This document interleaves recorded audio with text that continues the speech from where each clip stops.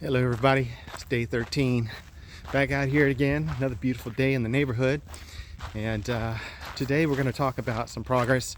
You probably saw the short and, just kind of wondering how I'm doing, So right now, my right shoulder feels a little sore.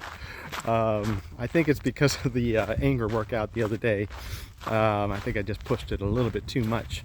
So I've been trying to heal that a little bit. It's really, what's happening is I have my trapezius muscle is I got a knot there, and it's like pulling on the front of my shoulder. And I noticed when I push on that trapezius, knot, then the pain goes away. So it probably has something to do with that. I'm gonna go get a massage today. I usually try to get a massage once a week. So one of the benefits of having a little bit of money. So I just go and get a massage, and I think everybody should. It's kind of a treat, but it's also, I think in some ways essential to making sure that your body, gets all the blood flowing and all that good stuff. So, but anyways, so yeah, you probably saw the short, and the muscle development, it's coming along. It's not really, the muscle's always been there. It might be a little bit bigger now. It might be a little bit more full. But basically my muscles are working more efficiently, and they're just popping out right now. So when that happens, your muscles need more fuel. So more fuel means burning fat faster. And that's what I want. So I'm not going to get any bigger than I currently am. Basically, I'm going to try to maintain that muscle and then lose the fat that I do have that you can see in the video. So that's the goal. I've done this before. I've done this many times. I got so many pictures and videos of up and downs and problems, and part of being married to, I won't really go into that, but being in a difficult marriage, can cause a lot of stress and a lot of problems, and you just up and downs all the time. So now I'm going to start focusing on my health and trying to make sure that I'm healthy and stay at the weight that I want to be at. So yeah, I can make excuses all day long. I mean, sure, yeah, it's difficult, but I also, I've had a lot of issues go on, and but it is what it is. This is a new day, and I'm focusing on today and my fitness. I know I feel better. My clothes feel looser. I feel more comfortable, and so that's the goal. That's where I want to be at, and also just feel healthier overall. So anyways, so I wanted to talk about how do you know where your goal is, right? I mean, some people might say, hey, 230 is great for me. I'm happy. I was 300 pounds. I'm gonna stay at 230, just like what I look like right now. But for me, I have a goal, right? My goal is to have that six-pack totally visible, and just be in the best shape of my life. I guess that's something that happens when you get a little bit older in life. You just I don't know, you kind of want to set these goals and things like that. Hello. Hi, puppy. How you doing? Oh, look at you, you friendly doggy.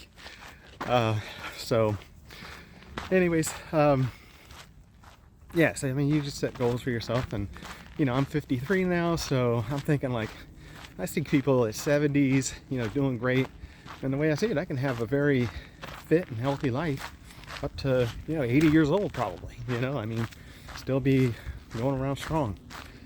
So I'm just trying to maximize that, and so that's the goal. I mean, I know that at 200 pounds, what my body fat percentage is going to be. I want to be around 10 to 12% body fat. So right now I got to lose at least 30 pounds because I'm at 230 right now. So I know if I get down to that weight and I keep the muscle I have, which is important, which means I have to make sure I get enough protein. I have to make sure I'm eating enough, because that's probably the most difficult thing right now for me, is actually eating enough. Because when you're going through problems and divorce and things like that, your stomach just doesn't feel right. You just things happen, and you just sometimes you don't feel like eating, or you feel like eating too much. So that's the other side. But anyways, I'm just trying to do the best I can. I'm not perfect. I've seen some suggestions out there on the internet, and I mean, from the bottom of my heart, I appreciate them. And any, comments. I'm one of these guys who likes to research. Yeah, I'm kind of that guy. The guy that will be on PubMed and JAMA and all these other things, trying to figure out things and understand things. So, when I have the time, I like doing that stuff. And but a lot of good comments out there, and I appreciate them. And I will follow up on them. I will look at them, do my own analysis. There was something like any diet that is natural. I would say if it's God made, it's good, right? It's not going to make you fat. The things that make us fat are all this processed stuff, right? Things that are not made by God or, nature, So, if you're eating a box of cereal, well, it's probably not the best thing to eat because it's all processed and put together and whatever, right? But if you eat like broccoli, it's probably going to be good for you. I remember one time I had this is years ago. I think it was back when I went on the Atkins diet, back when I was eating meat, bacon, and all this other stuff. I got an ulcer, and they put me on a diet. It was basically I could eat broccoli and rice, and man, I lost so much weight on that. I was trying to lose weight in the Atkins diet, and I was just getting acid reflux and all kinds of problems.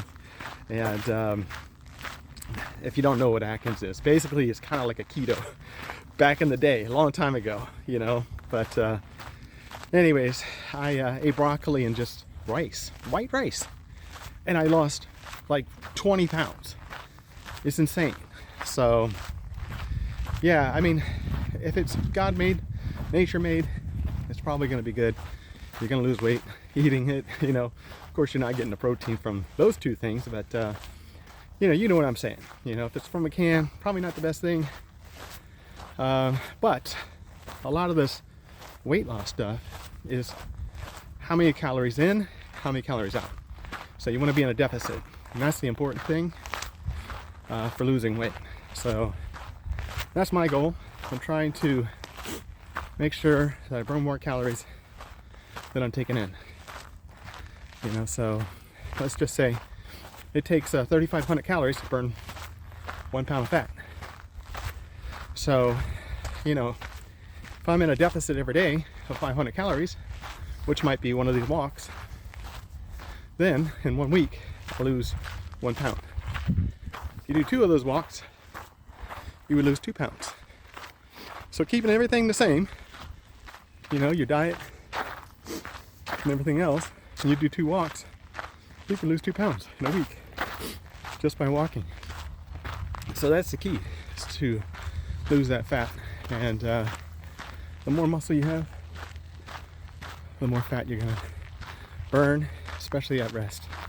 So that's what I'm doing. And it's really difficult once you start really getting down to a look. Like, you almost have to be, I hate to say it, you almost have to be like anorexic or bigorexic. There's 2 sides of it, right? There's people who think I'm fat, I'm still fat, and they just keep on losing weight till they just disappear, which is really sad. And then there's the other side, these bodybuilders that always feel like they're not big enough. So, you kind of have to have this mentality like it's not enough yet, it's not enough. And people will tell you, oh, you're getting too skinny. You're getting too skinny. I don't know, I'm worried about you. But you got to have a cutoff point, right? And for me, I know that at 200, I look really good. And at 190, I'm ripped. I'm going to be ripped at 190. Never been ripped, but based on my muscle mass and knowing if I lost 10 more pounds from that 200 mark, I'm going to be very ripped. So I want to try to go for maybe like 195, something like that. I'll try to get 200 first, trying to get under 200, and then get around 195.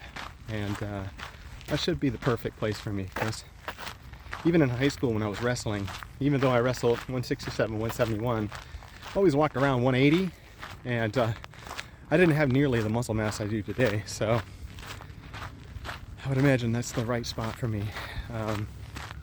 So anyways, yeah, so I just wanted to talk about that a little bit. And then, I also want to talk a little bit about mental state right now. Mental state is pretty good. Feeling pretty happy right now. Been watching this psychologist, Dr. Romani, I think her name is, and talking about narcissism. And basically, I was married to a narcissist. And just understanding, like, man, like she's like describing things. It's like, oh my God, it is so what she's doing, right? It's like she's leaving stuff in my house, not picking them up. It's like she doesn't care about trying to help me move on, right? And one of the things I need to move on is to get stuff out of my house, right? That she has. Then I can kind of move on and do my thing, right? And then her cat, she just leaves her cat. She's supposed to take her. So, it's just things like that I have no control over, and it just drives me crazy. And then there was also the revelation of putting a name to a face a couple of days ago. But honestly, it doesn't really matter, right?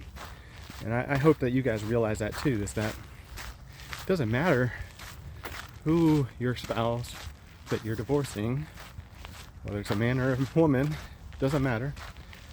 It's not that they're better than you, because the thing is that 10 years from now, you're gonna really care, right? And then obviously they were in a relationship before you, so does that mean you're better than them? No. Basically what happens is, with a narcissist, they use up everything. They make you feel like you're not good enough, you're not enough. And then once they're done with you, then it's time to move on to the next refreshed person, right? So of course they're going to be better, right? They've drained every resource out of you. So I just want you to remember that, like, yeah, they might be better than the version of you right now, and how you can provide for them and do things and love them and things like that, because they've already worn out that resource. You're tired of their crap, right? So now they're going to go wear out that resource. I bet he won't last 17 years.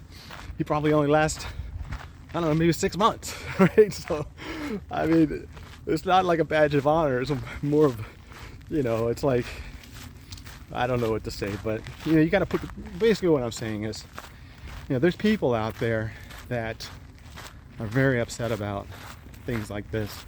Very sad, feel like they're a loser, or they weren't good enough. They're gonna try to fight to get them back. But the reality is, you take them back, they've already cheated on you now. You know that for sure, right? And what's gonna stop them from doing it again, right? There is no stopping them. They'll come back if they see that your life is good, which I hope she doesn't watch the video. but if they think your life is good, they're gonna try to get back with you, because they don't necessarily want you to be happy. They want you to be so sad that they left you. And I'm gonna put the videos. I'm gonna put them up on the site, but definitely worth looking at, and just see like how they operate, how they'll try to continue to be in your life but not in your life, and then also try to maybe not try to hurt you. Maybe they are, but you just got to realize that you are good enough, and they don't make an evaluation of you. It's, if anybody should be making an evaluation, it should be you, and you need to move on and be happy with your life. I hope you guys enjoy the video today, and I hope that you take something out of it. And just know, if you are in a narcissistic relationship, that you are good enough. It's not you, it's them. And I really want you to remember that. And there's something better out there for you.